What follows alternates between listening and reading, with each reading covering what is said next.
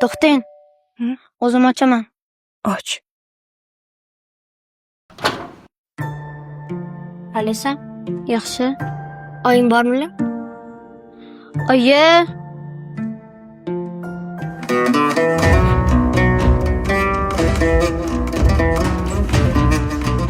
Ke qizim. Assalomu alaykum. Va alaykum assalom qizim. Yana deng. Nima dey? Qizim deng. Nima gap qizim?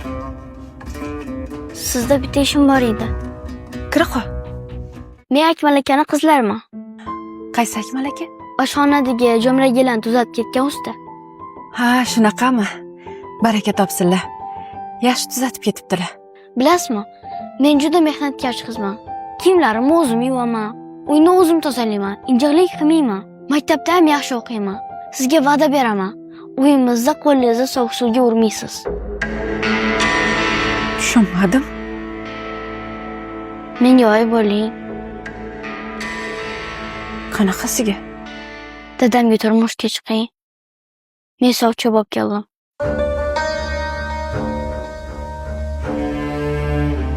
Qizim.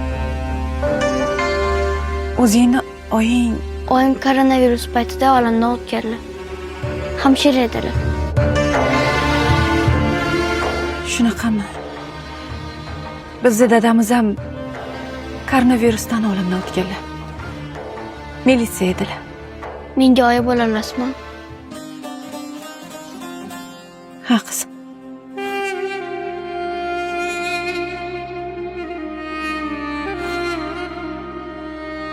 Oyi, Ha o'g'lim. balki suhbatinglar tugagandir. Ha, tugadi.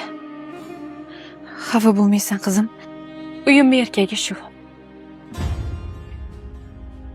Qizim. Yana kelgan. O'g'limning gaplaridan xafa bo'lmagan, xo'pmi? Qap. Sovchilik masalasiga kelsak,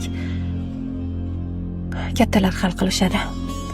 Ammalar, movalar degandek